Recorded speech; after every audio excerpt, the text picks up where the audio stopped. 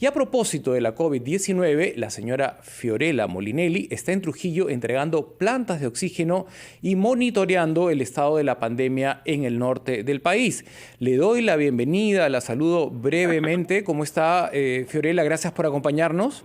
Buenos días, Mauricio. Sí, efectivamente acabamos de llegar a La Libertad. El día de hoy vamos a hacer entrega de 3 nuevas plantas de oxígeno, con lo cual La Libertad pasa a tener 6 plantas distribuidas en nuestras redes. Hacen un total aproximado del equivalente a 240 balones diarios que se van a poder surtir aquí en la región. Además, estamos trayendo para ir mejorando la capacidad de camas UCI, 13 camas especiales de UCI y 13 ventiladores mecánicos que van a ayudar a reforzar todo lo que es la atención de unidades de cuidados críticos. Hay que señalar aquí, se ha hecho un esfuerzo muy importante en la región. Tenemos ya 48 unidades de cuidados intensivos, ¿no? Camas de UCI, y también tenemos alrededor de 500 camas hospitalarias, ¿no? Se ha crecido mucho en cuanto a la atención hospitalaria para los pacientes con COVID. Y adicionalmente vamos a hacer entrega de equipamiento importante para reforzar la cadena de frío, ¿no? Todo lo que es congeladoras. Le rogamos que nos detengamos unos instantes en este ángulo, ¿no? La vacunación y la infraestructura que se necesita para avanzar lo más rápido posible, y volver al tema de las plantas de oxígeno, porque nos dolió mucho lo ocurrido en Arequipa. ¿En qué sentido? Que una planta de oxígeno del Hospital Honorio Delgado se malogró y estuvo 5 días paralizada en plena crisis porque el repuesto tenía que venir en principio de Estados Unidos a Lima y de Lima a Arequipa. ¿Qué garantías hay una vez que se instala en la planta que se pueda malograr? Eso es absolutamente factible, pero que no demore tanto su reparación. Señora Molinelli, le ruego que hagamos uso de nuestra paciencia, porque nos vamos a una pausa y sabemos lo de su agenda, pero también nos interesa dejar esclarecidas estas interrogantes. Sí, cómo no. Gracias. Retomamos nuestra conversación con la señora Fiorella Molinelli. Como muchos han escuchado, ella está en la ciudad de Trujillo entregando 3 plantas de oxígeno, camas UCI, y tiene una agenda recargada. Por lo tanto, retomemos rápidamente esta inquietud. Con la experiencia vivida en Arequipa, ¿no? En plena crisis se malogra una planta, algo que puede ocurrir, y tuvieron 5 días de para porque el repuesto había que traerlo de Estados Unidos a Lima y de Lima a Arequipa, ¿no? A pesar que los vuelos son más cortos, consideramos que el periodo de reparación en plena crisis fue largo. Y finalmente, una vez entregadas estas plantas en Trujillo, hemos visto que en otros lugares, ¿no?, empiezan las carencias. No hay energía suficiente y la burocracia es enorme. Fiorella, quisiéramos simplificar las cosas, pero vienen decenas de firmas para pedir un repuesto o más energía o que tenga una persona a cargo de su mantenimiento. ¿Cómo garantizamos que estas plantas entregadas, si tienen algún impasse, que es algo absolutamente predecible, se resuelva acorde con la emergencia que estamos viviendo? Sí, Mauricio, esa es una muy buena pregunta. Sin perjuicio de ello, quiero recalcar que el caso mencionado del Honorio Delgado corresponde al Ministerio de Salud. Sabemos la diferencia entre Salud y Ministerio de Salud, pero era un caso referencial porque también ustedes tienen plantas de oxígeno a su cargo, ¿no? Sí, y esa es una pregunta, recalco, importante, porque desde Salud nosotros hemos trabajado una directiva, dada que la experiencia en plantas de oxígeno es reciente. Acuérdate que antes había una ley que establecía que la pureza del oxígeno tenía que estar por el 99%, se abre el mercado con el cambio en la ley. Que se promulgó cuando el señor Ugarte era ministro de Salud en el gobierno de Alan García y se derogó en plena pandemia, ¿no?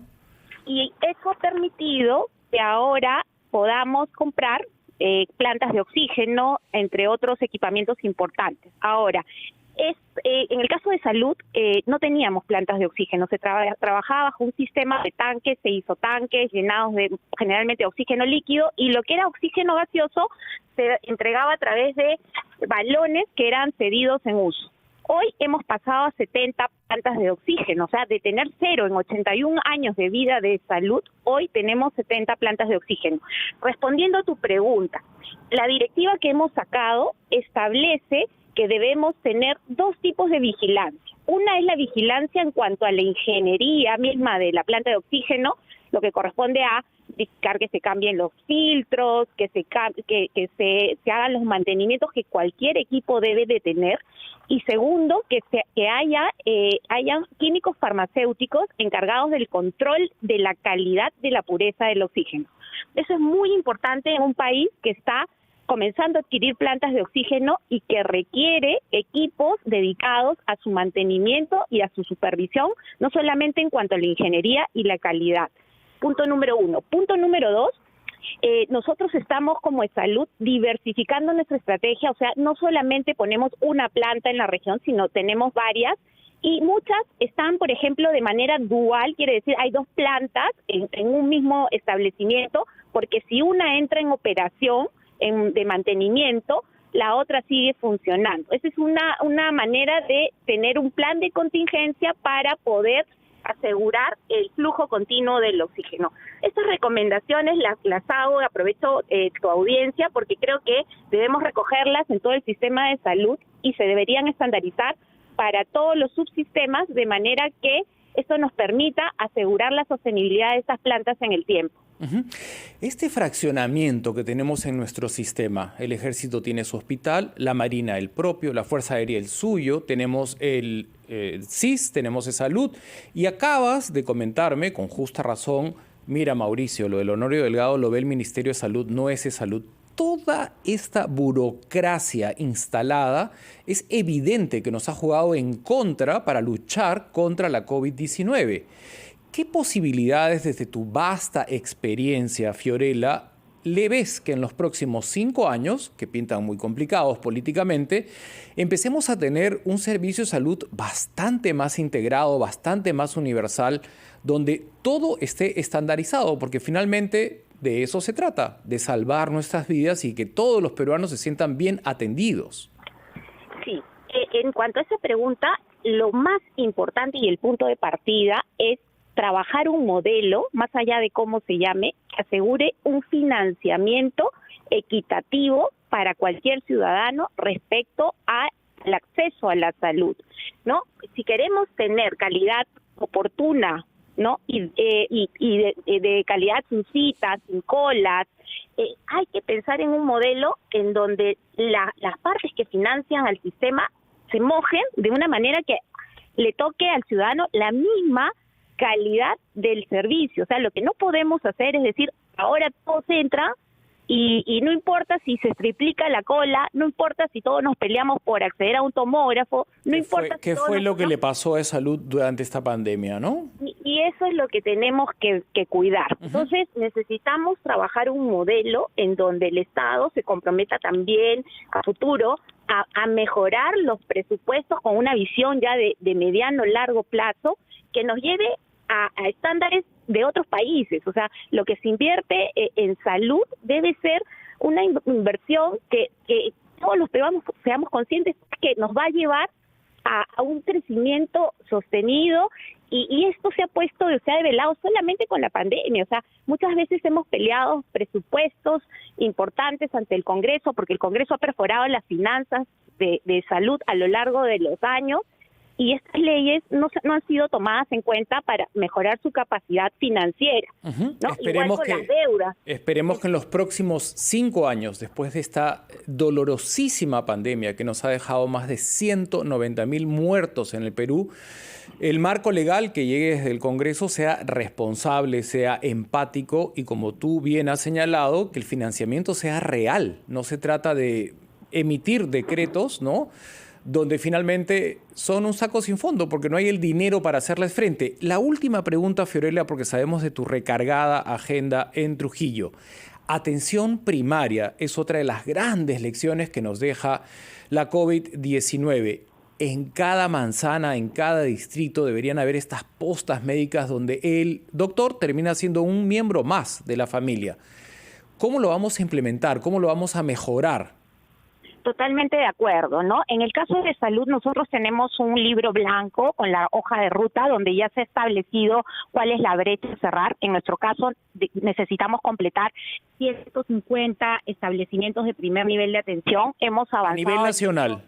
A nivel nacional, ya lo tenemos calculado, estamos con un plan agresivo, hemos avanzado con algunos establecimientos de primer nivel de atención, ya sea con infraestructura propia que estamos construyendo y también con IPRES, se llaman establecimientos de salud tercerizados, es decir, a través de convenios con clínicas que permiten cerrar las brechas. Cualquiera de estos dos modelos es válido. Tenemos un plan, obviamente este plan va avanzando de acuerdo a la capacidad financiera, pero sí hemos comenzado por un punto de partida que es reconocer nuestras debilidades. O sea, ¿cuánto necesitamos realmente para cerrar esta brecha? La respuesta es 150 establecimientos de primer nivel de atención. Pero ¿qué hacemos mientras tanto? Porque no nos podemos quedar de brazos cruzados. Hemos trabajado fuertemente, y ese es un legado que quiero dejar desde salud, la telemedicina. No solamente en Lima, y los invito a que visiten las autoridades. Nuestro centro de telemedicina es uno de los más potentes en Lima, con casi 120 puestos que permiten atender, por ejemplo, lectura de imágenes en Loreto, en las regiones más apartadas del país donde a veces no hay especialistas. O sea, estamos hablando de regiones donde la formación de especialistas puede tardar hasta 10 años y no podemos esperar. ¿En cuánto tiempo estimas que estos 150 espacios van a implementarse? Ya identificaron la cifra, lo admites en esta conversación, y el tiempo para materializarlos, ejecutarlos, ¿cuál sería? Nosotros hemos establecido que se pueden poner alrededor de entre 20 y 30, establecimientos de primer nivel por un tema de capacidad financiera, no por un tema de no poder hacer un poco más, sino por un tema de recursos. Estamos haciendo alrededor de los 2 primeros años hemos hecho 37 entre contratos y establecimientos. Estamos hablando de alrededor de 40, ¿no? Esa es la capacidad que podríamos tener de acuerdo a lo presupuestado. Cada 2 años estamos hablando, ¿no? Bien, muchísimas gracias, Fiorella, por el tiempo que nos has cedido durante tu viaje a Trujillo, donde quedan instaladas 3 plantas de oxígeno, más camas UCI y un monitoreo minucioso del personal que está trabajando allá, que entendemos tiene una fatiga comprensible después de tantos meses de enfrentar jornadas de 14, 16 horas diarias. Gracias, Fiorella, hasta una próxima oportunidad. Gracias, Mauricio, un abrazo. Otro. Vamos a la pausa y regresamos con más en Encendidos.